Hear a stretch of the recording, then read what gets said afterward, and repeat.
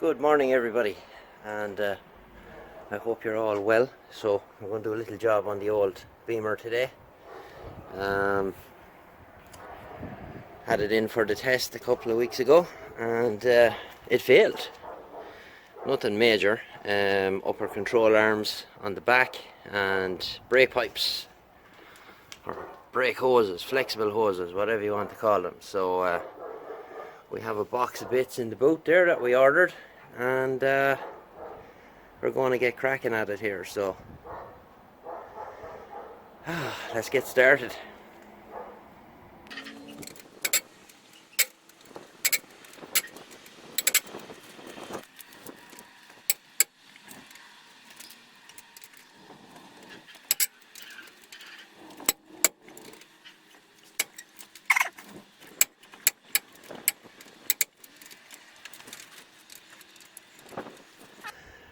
She's up on the axle stands, both wheels off, and right, I'll show you now what we're going to do here. So basically we're changing this control arm here, this one and this one, and then there's another little gadget that goes in here. We're going to change that as well. So I'll show you what is going on here as best I can. Okay, so the main amount of wear seems to have occurred in this front control arm. So if you watch now, if I grab the caliper and the disc, there's about 2 mil of lateral movement there. I can't feel any up and down. Right, so we're changing out this lot here basically. So it's our 2 control arms. This is the rear one, that's the front one. Okay, and we're going to do the drop links, and we're going to do this. This is called a control arm as well, and this control arm here comes with the new eccentric bolt and the eccentric washer. Now unfortunately you will have to get your car aligned after doing this job. So the best way to do it is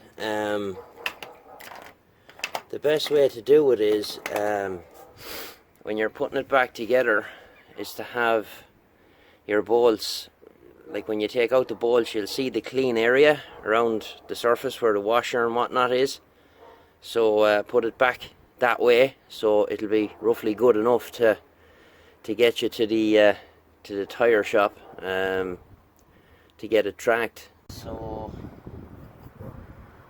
now, next job now is to get the control arms out and change out the drop links, which is handy enough. Checking a few bits out here now while I'm talking to you. I'm just looking at the anti-roll bar bushes here, or sway bar as the Americans call it. There's our drop link there, so we'll be changing out all that. Now I think at this point it's only fair for me to say that all this stuff is in this car since we've got it, which was almost 8 years ago now, and we have put 104,000 miles on it since we've had it, and there was 84,000 on it when we got it. So I won't know until I get the control arms out whether they're original or not. I'll kind of have a fairly good idea when I pull them out, and I'll see if they have the Bmw logo on them somewhere. So let's see. I guess we'll start this side and see how we get on.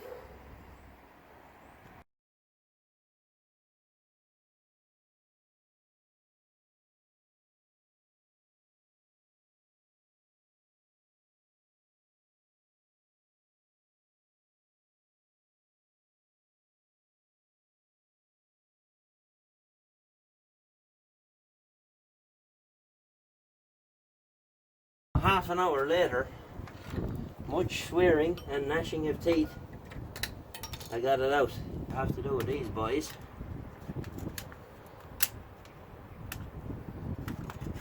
Hold the torch.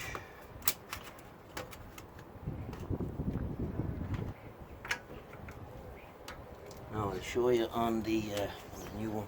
On the end of it there. Let's take this off. And this one, it's like a little nut. So basically what goes on, we're trying to open this whole shaft spins. Yeah, so you have to hold it, but the ones that's in it, so put the ring spanner on the end like that. We get our, where is my 16 gone? Okay, have to use the open end.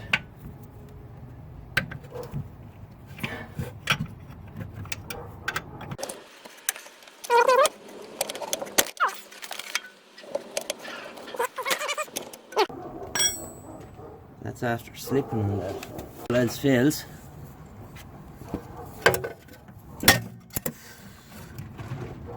And then there are the vice grips.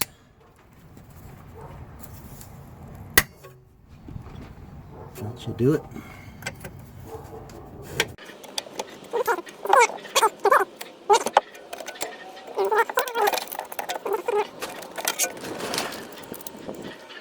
Okay, I won.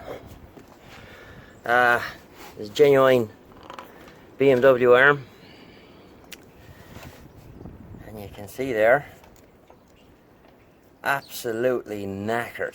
Now it looks a little worse than it did because I had to really get violent taking it out, but like that's bad when it moves around that easy.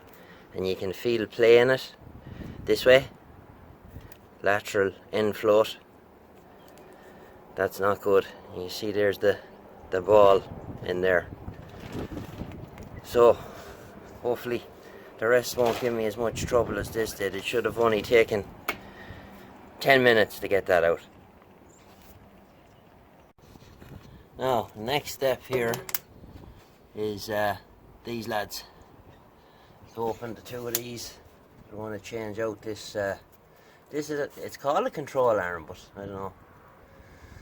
It's more like a little wishbone, vertical wishbone type deal to me. So I want to clean off the threads here. Clean off the nut as well.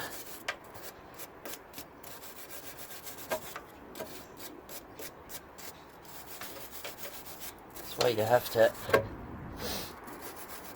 get it aligned when you're finished, because you're totally messing up all the suspension geometry. Give it a squirt of dog piss as well.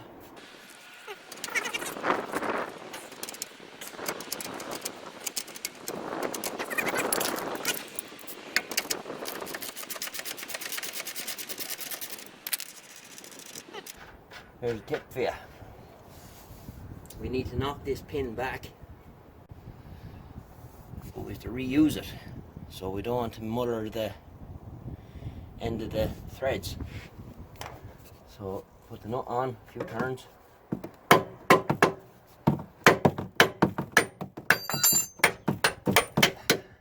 We drive it back.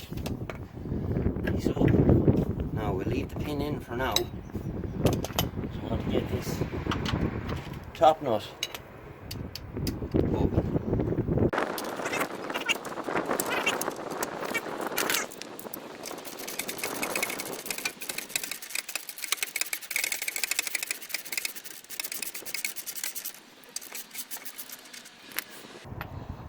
Now, I'll take off this nut now and see. I'll tap it back another little bit. Where's my mallet gone?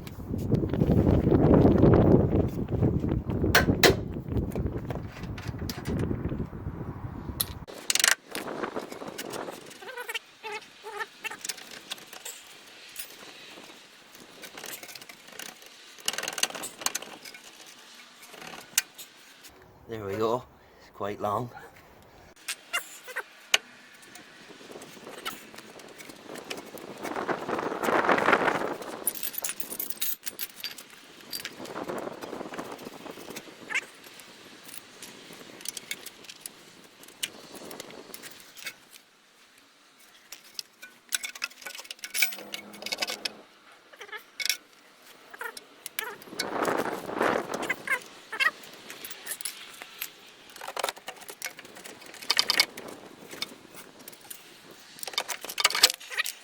Sometimes you just have to get violent. And those are worn as well. You see there, I'm able to move it like that. And a bit of time has passed. New arms are in. And the other side done as well. Same there. So it wasn't too bad. One bolt that sheared off, but lucky enough that came with the kit, so not too bad. Now, where are we at now? Okay, so these bushes here, these bushes on the end, they need to be changed as well, and they came with the kit, so I'm just going to go out to a friend of mine that has a garage, and he's going to give me the little tool to extract them. And of course, to get at them I had to drop both rear wishbones, which was a bit of a pain. But there you go, I can show you that there is quite a bit of wear in these. I didn't film a lot of the other stuff because it's too hard to do it and film it. So you can see there's quite a bit of give in them. So seeing as they come with the kit, we might as well change them out. Okay, so here's where we are for now. This bush has been replaced, and at this point I just need to say a very special thank you to Ulick Burke from the Tyre Brigade garage in town, and I'll put a link in the description. He gave me a loan of the extraction tools to get those bushes out. So that bush has changed and that new link is in place. So I'm going to attempt to film the other side extracting this bush. Hopefully it'll come out okay. Very nifty little tool, I have to say. Very, very handy little thing to have. So I'll be on the lookout for some of those. But let's get going. Right, so here's our bush to be extracted. You can see the amount of play in it. It's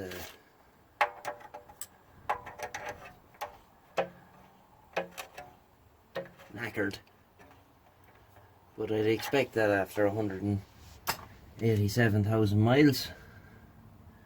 So it's got a shoulder here, so it has to come out this way.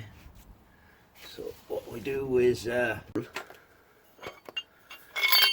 we put that on there like that, then we get the smaller part, which goes in the back of the bush to draw it out.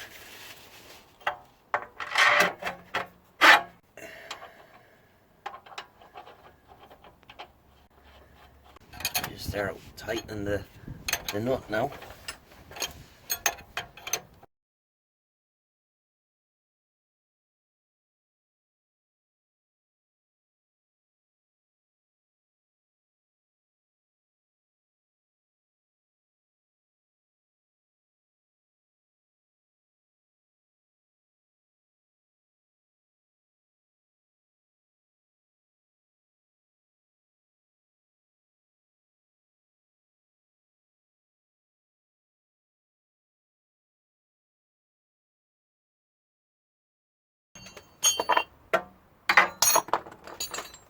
just like that. There's a new bush, so it goes in that way. The shoulder here stops up against the hub carrier. Have a little oil on it just to help things along. Square.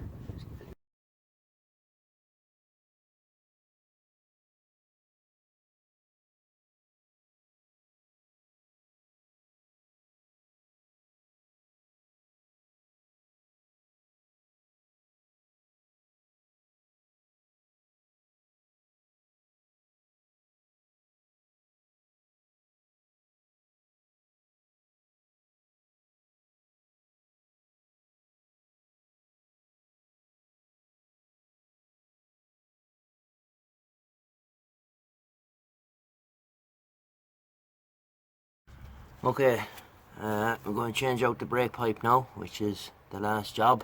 Well, I have to bleed them after that, but the first thing you want to do is you want to clean around the caliper here. The pipe goes in, a little wire brush. Don't want any dirt getting into the caliper.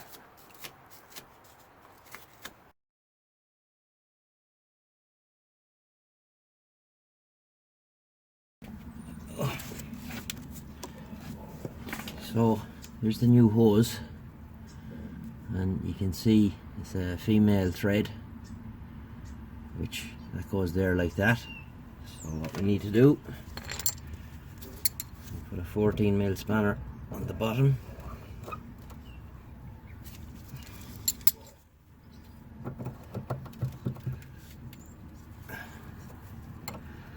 And an 11 on the top.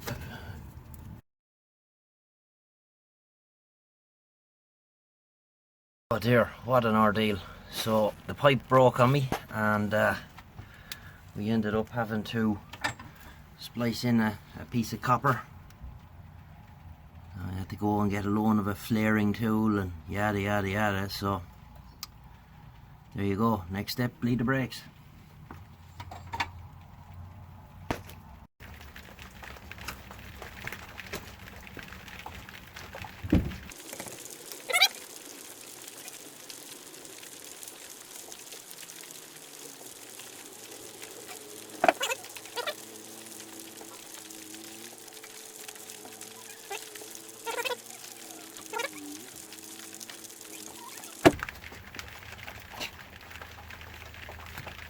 Right, so that's that side done.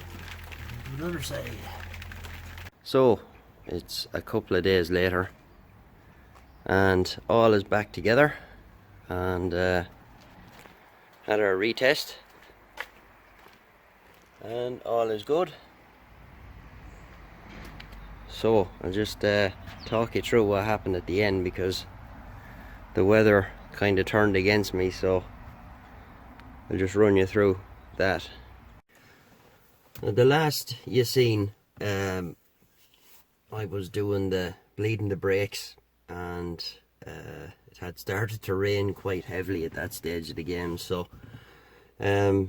cameras and electronical stuff like that, they don't like the rain, so I didn't want to risk any of that, so I just continued on and got my brakes bled and adjusted the handbrake and a couple other little bits and pieces, and put her back together, and went in for the retest on Sunday, and it passed, which was good. So yeah, I really lost a lot of time when the hard brake line snapped on me. Why did that happen? The little male part of the fitting that's supposed to spin freely on the hard brake line, and then it threads into the brake hose, and what happened was it had seized onto, it had corroded onto the brake pipe, and of course as I started turning it, the whole pipe started to twist, and I kind of knew when I started turning it that it was more than likely going to end up breaking. So of course that lost me about 2.5 hours, because I had to go and do a whole pile of running around the place, and trying to get my hands on a brake flaring tool and piece of copper line and the fittings and stuff like that, which eventually I all got cobbled together. And of course didn't get to show you any of that because I didn't film any of it. So, but long story short, the job is done. Probably saved myself, I'd imagine, a 300, maybe 400 euro bill. Quite a bit of labour in what was done. How would I rate that job? I suppose on a scale of 1 to 10, I'd have to rate that job at least a 7, because there's quite a lot of disassembly work you have to do to the rear suspension, and changing the carrier, the hub carrier bushes. You know, that involves dropping out the wishbones, and you know, getting them back in is a little tricky. And I did make a mistake with that, where I went ahead and I put the top arms back in, the track control arms, which hampered me trying to put the wishbones back in, so I had to pull them out again. And you know, but that's kind of stuff you learn, I guess, as you go along. You know, as good as Haynes manuals or information is in the internet, you mightn't always get that kind of information. That some stuff you just kind of have to figure out the hard way. So it's all back together. The car drives absolutely amazing, and I'm planning now to do the front very soon. There you go. That's been this job. All the rear suspension refreshed on the back of the E60, and with the exception of the shocks and the wishbone bushes, which are fine. When they do the roadworthiness test here, it's called the National Car Test here. And unlike UK and probably other parts of the world, that I know in the UK that you can pretty much get an MOT done in any garage, here your car has to go to a designated centre. There's one in pretty much every major town, and they run it through a series of tests. Whether how it works is, if you buy a brand new car, you don't have to get it tested for 4 years. Then every 2 years after, it has to be tested, and when it gets to 10 years old, it has to be tested every year. So my memory card is nearly full, but it's passed anyway, and the job is done, so we're quite pleased. So there you were. So we'll get you again in the next video, and I hope you enjoyed that. So all the best. This is George, VI7 Kilo Oscar.